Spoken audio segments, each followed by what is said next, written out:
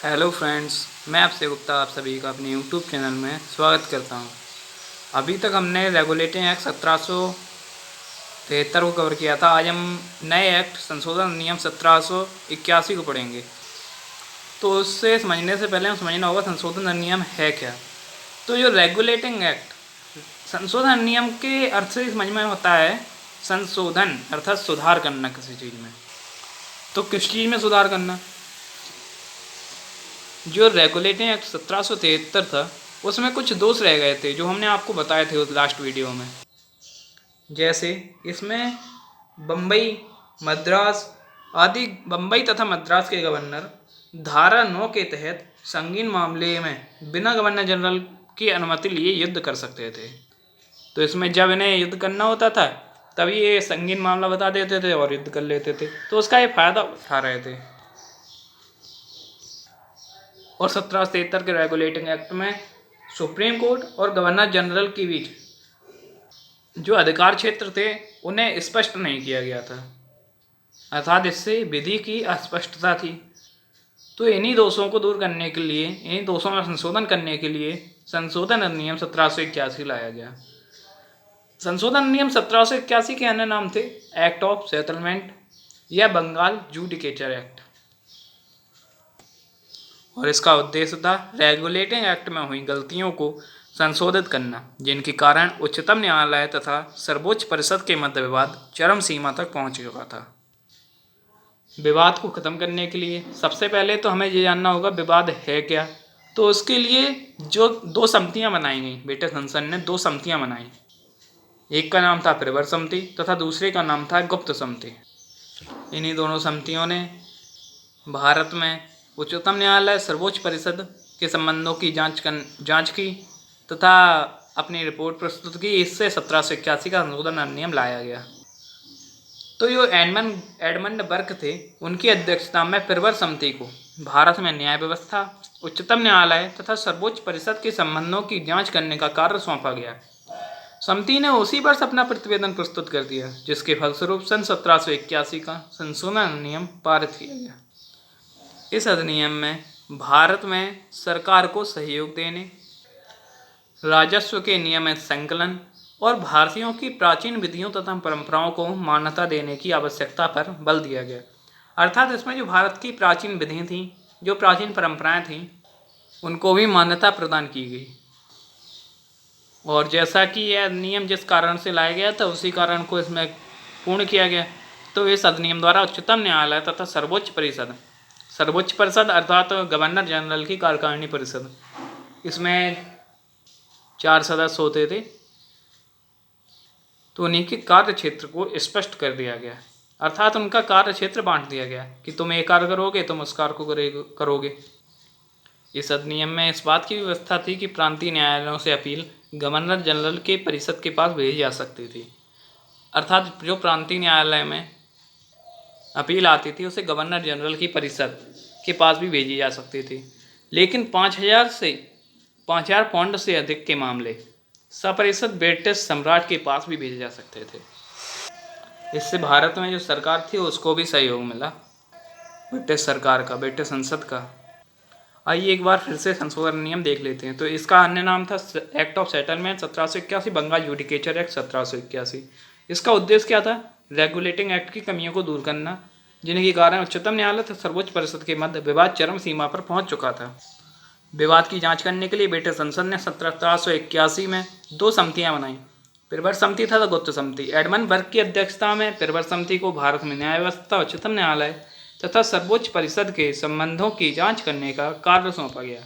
समिति ने उसी वर्ष अपनी रिपोर्ट प्रस्तुत कर दी, अर्थात अपना प्रतिवेदन प्रस्तुत कर दिया, जिसके फलस्वरूप सन 1781 का संशोधन अधिनियम पारित किया गया। इस अधिनियम द्वारा भारत में सरकार को सहयोग देने, राजस्व के नियमित संकलन तथा भारतीयों की प्राचीन विधियों तथा परंपराओं को मान्यता देने की आवश्यकता पर बल दिया गया।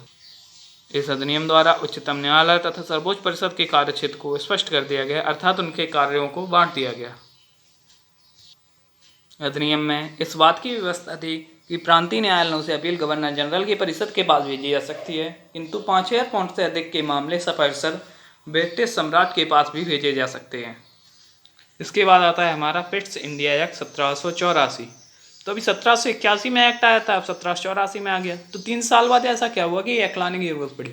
तो ब्रिटिश संसद थी, जो ब्रिटिश सम्राट था, उसे लगने लगा कि कंपनी हमारे हाथों से निकल जाएगी, इसलिए उसने पिट्स इंडिया एक्ट के माध्यम से कंपनी पर नियंत्रण करना स्थापित कर दिया। इसके बाद 1857 की क्रांति के बाद 1858 के एक्ट में कंपनी का शासन समाप्त कर दिया जाता है और ब्रिटिश क्राउन का शासन प्रारंभ हो जाता है। इस एक्ट का सबसे पहला और महत्वपूर्ण प्रावधान था कि इसमें बोर्ड ऑफ कंट्रोल की व्यवस्था की गई। बोर्ड ऑफ कंट्रोल का गठन किया गया। अभी तक हमारे पास थे court of proprietors, court of director, अब एक आई बोर्ड ऑफ कंट्रोल।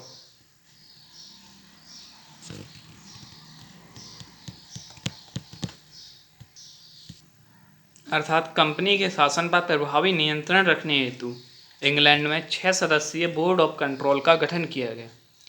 इसमें 6 सदस्य होते थे। इसमें एक वित्त मंत्री तथा एक राज्य सचिव भी होता था। अर्थात एक वित्त मंत्री, एक राज्य सचिव और 4 सदस्य और होते थे। तो अब गवर्नर जनरल, जो संचालक मंडल था कोर्ट ऑफ डायरेक्टर, उसके प्रति उत्तरदायी था। Court of director board of control के प्रति उत्तरदायी था और board of control parliament, British संसद के प्रति उत्तरदायी था। इसमें जो सदस्यों की नियुक्ति थी, इसमें जो सदस्य होते थे उनकी नियुक्ति ब्रिटिश क्राउन द्वारा की जाती थी तथा उनका वेतन भारत के राजस्व से दिया जाता था। देखो कंपनी कैसे लूट मचाए, काम खुद करवा रही है लेकिन जो वेतन है वो भारत की राजस्व से दिया जाता था। काम उसका, कर्मचारी उसके, लेकिन वेतन भारत देगा। इसी एक्ट में जो गवर्नर जनरल था उसकी परिषद में 4 सदस्य होते थे, लेकिन उसे घटाकर 3 कर दिए गए और गवर्नर जनरल को भी मत देने का अधिकार कर दिया गया। पहले गवर्नर जनरल केवल तभी मत दे सकता था जब दोनों मतों की संख्या बराबर हो। पहले 4 सदस्य थे, तो अगर दोनों तरफ हो जाएं तो गवर्नर जनरल जिस पक्ष में अपना मत देगा वही पक्ष विजयी कहलाएगा। लेकिन अब तो 3 हो गए, तो किसी में भी बराबर नहीं हो सकते हैं, तो अब गवर्नर जनरल को ही मत देने का अधिकार दिया गया। बम्बई तथा मद्रास प्रांतों में भी त्रिसदस्यीय काउंसिल की व्यवस्था की गई। अर्थात बम्बई और मद्रास के जो गवर्नर थे, गवर्नर जनरल नहीं गवर्नर थे, उनके पास भी त्रिसदस्यीय काउंसिल थी का गठन किया गया और अब बम्बई तथा मद्रास को पूर्णतः बंगाल सरकार के अधीन कर दिया गया। गवर्नर जनरल तथा गवर्नरों की नियुक्ति यद्यपि संचालक करते थे, कोर्ट ऑफ डायरेक्टर्स करते थे, लेकिन नियुक्ति से पूर्व उसमें उन्हें ब्रिटिश क्राउन की स्वीकृति लेनी आवश्यक थी। इस एक्ट के तहत कहा गया कि जो गवर्नर जनरल हैं और जो गवर्नर हैं उनकी नियुक्ति संचालक कर सकते हैं, डायरेक्टर्स कर सकते हैं, लेकिन अब उन्हें ब्रिटिश क्राउन की स्वीकृति लेनी होगी।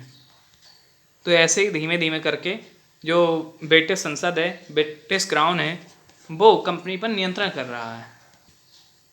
गवर्नर जनरल तथा गवर्नरों को वापस बुलाने का अधिकार भी ब्रिटिश क्राउन को सौंप दिया गया। मतलब उनकी नियुक्ति तो डायरेक्टर्स कर सकते हैं, लेकिन उन्हें वापस नहीं बुला सकते। उन्हें वापस बुलाने का कार्य केवल ब्रिटिश क्राउन कर सकता है। इस एक्ट में यह भी प्रावधान था कि गवर्नर जनरल अब इंग्लैंड सरकार या बोर्ड ऑफ कंट्रोल की अनुमति के बिना ना तो किसी भारतीय राज्य से युद्ध कर सकते हैं और ना ही किसी भारतीय राज्य से संधि कर सकते हैं। इसी एक्ट में पहली बार कंपनी के भारतीय प्रदेशों को ब्रिटिश राज्य कहा गया। इस एक्ट के माध्यम से कलकत्ता में सर्वोच्च न्यायालय था, उसके क्षेत्राधिकार को केवल ब्रिटिश नागरिकों तक सीमित कर दिया गया।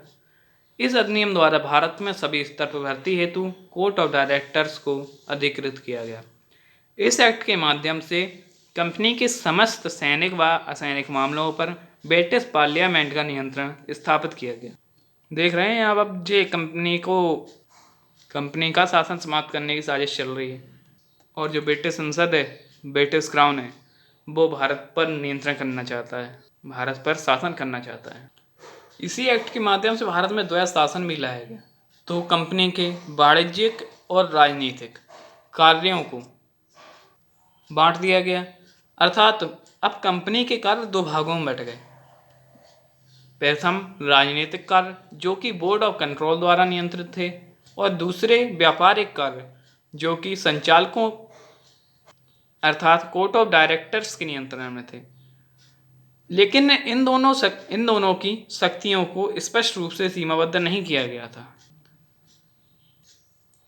इस समय जो ब्रिटेन के जो प्रधानमंत्री थे, इंग्लैंड के प्रधानमंत्री थे, वो लॉर्ड पिट थे। इन्हीं ने इस एक्ट को लाया था, इसलिए इसे पिट्स इंडिया एक्ट कहा गया था। अर्थात इस एक्ट के माध्यम से कंपनी के कार्यों पर ब्रिटिश क्राउन का नियंत्रण स्थापित होने लगा। इसके बाद आता है हमारा 1786 का एक्ट। उसके बाद आएंगे चार्टर एक्ट, 1793 का एक्ट, 1813 का एक्ट चार्टर एक्ट, फिर 1833 का चार्टर एक्ट आएगा। उसके बाद आएगा हमारा 1853 का चार्टर एक्ट। 1853 के चार्टर एक्ट के बाद भारत में कंपनी का शासन समाप्त हो जाएगा और 1857 की क्रांति के बाद 1858 में ताज का शासन प्रारंभ हो जाएगा, जो 1947 तक चलेगा स्वतंत्रता तक। तो 1786 के एक्ट में इस समय जो गवर्नर जनरल था वो था कॉर्नवालिस। कॉर्नवालिस जो था वो गवर्नर जनरल तथा मुख्य सेनापति दोनों की शक्तियाँ लेना चाहता था और इस अधिनियम के अनुसार इसे स्वीकार कर लिया गया। तथा विशेष अवस्था में इसमें यह भी कहा गया कि किसी विशेष अवस्था में गवर्नर जनरल अपनी परिषदों के निर्णयों को रद्द कर सकता है तथा अपने निर्णय को भी लागू कर सकता है। इससे गवर्नर जनरल का कार्यक्षेत्र स्पष्ट हो गया। इसके बाद आता है हमारा 1793 का चार्टर एक्ट। तो जितने भी चार्टर एक्ट हैं वो 20-20 साल के अंतर पर आए हैं, 20-20 वर्ष के अंतर पर आए हैं। तो इसमें 1793 के चार्टर एक्ट में कंपनी के अधिकारों को 20 वर्ष के लिए बढ़ा दिया गया तथा जो अधिकार 1786 के एक्ट में कॉर्नवालिस को दिए गए थे वही अधिकार आने वाले गवर्नरों को भी दिए गए, आने वाले गवर्नर जनरल को भी दिए गए। तथा इस एक्ट में व्यवस्था की कि बोर्ड ऑफ कंट्रोल के सदस्यों तथा कर्मचारियों को भारतीय राजस्व से वेतन दिया जाएगा। पहले क्लियर नहीं था कि भारतीय राजस्व से ही दिया जाएगा, लेकिन इस एक्ट के तहत क्लियर कर दिया गया कि जो बोर्ड ऑफ कंट्रोल है उसके सदस्य हैं तथा कर्मचारी हैं, उनको भारतीय राजस्व से ही वेतन दिया जाएगा। तो जैसा कि आज हमने कवर किए हैं संशोधन नियम 1781, पिट्स इंडिया एक्ट 1784, 1786 का एक्ट और पहला 1793 का चार्टर एक्ट। तो उसी प्रकार हम कल कवर करेंगे 1813 का चार्टर एक्ट, 1853 का चार्टर एक्ट, 33 का चार्टर एक्ट। तो हम मिलेंगे कल की अगली वीडियो में।